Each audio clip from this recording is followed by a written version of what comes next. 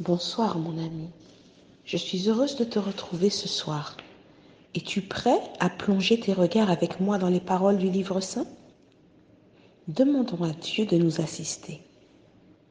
Notre Dieu, toi qui te trouves dans les cieux, alors que nous sommes ici à ouvrir ta parole de vie, s'il te plaît, assiste-nous de ton Saint-Esprit et ouvre nos cœurs à l'étude de cette parole au nom de Jésus.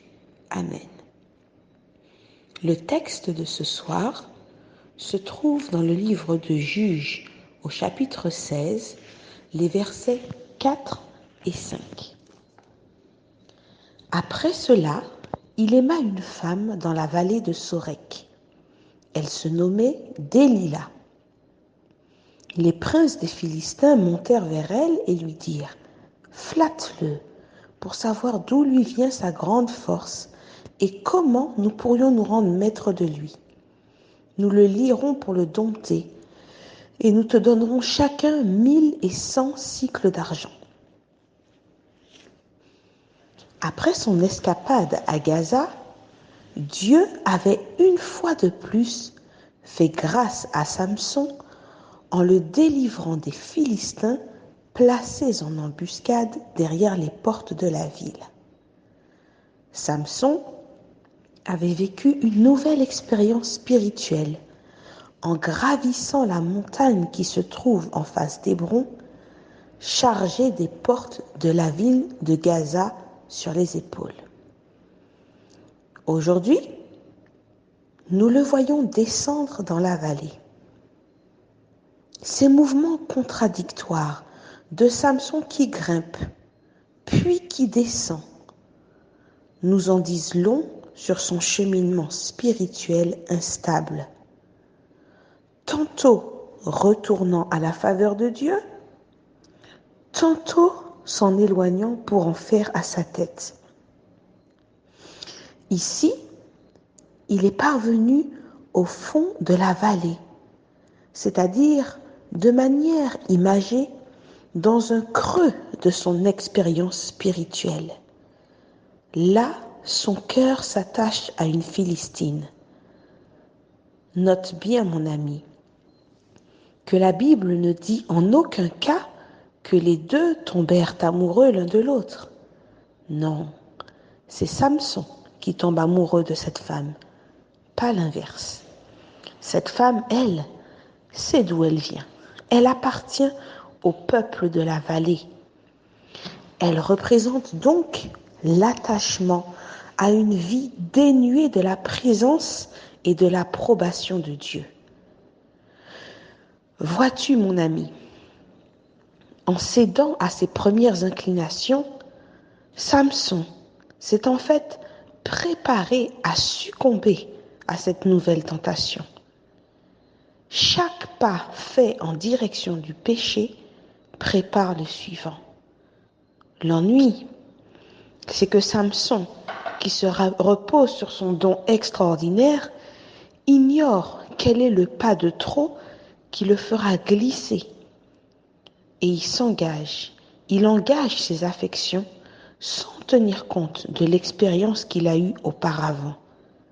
Ses ennemis, eux, toujours sur ses talons, tentent de le piéger en soudoyant la femme, en achetant sa loyauté.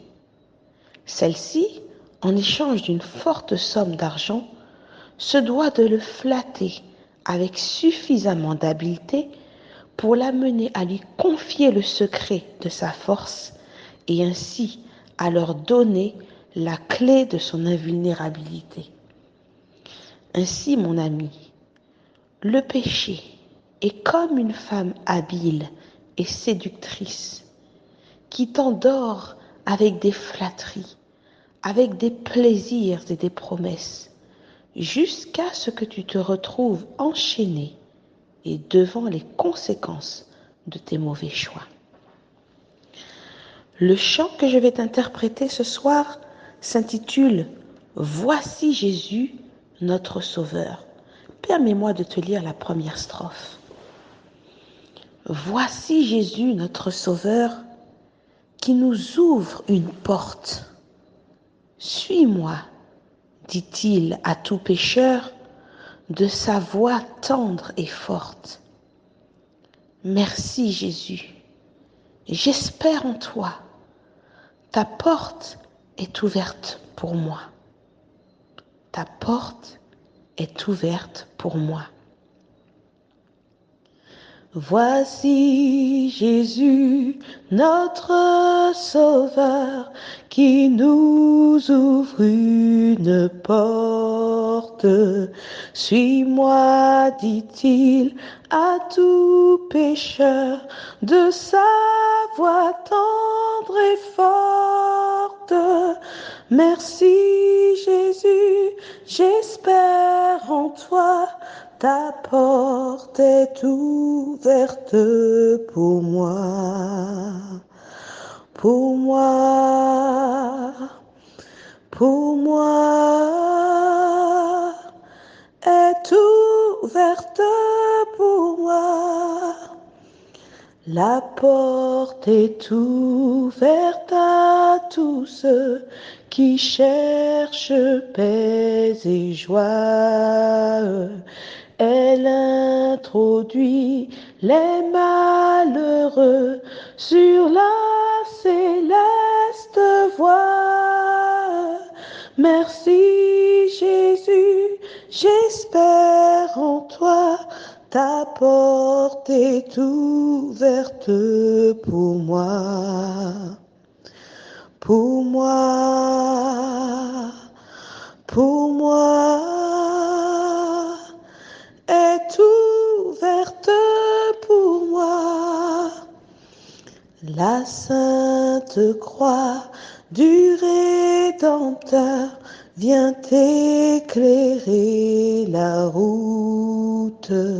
Sous cette croix, plus de terreur, d'angoisse ni de doute. Merci Jésus, j'espère en toi. Ta porte est ouverte pour moi, pour moi, pour moi, est ouverte pour moi. Répondons au divin appel avec reconnaissance et vers le séjour éternel, marchons en assurance. Merci Jésus, j'espère en toi. Ta porte est ouverte pour moi, pour moi, pour moi, est ouverte pour moi. Mon ami, tout comme Dieu a averti Caïn, si tu agis mal, le péché se couche à ta porte et ses désirs se portent vers toi. Mais toi, domine sur lui. Ainsi, Dieu t'adresse le même appel en ce soir. Que lui répondras-tu? Bonne soirée.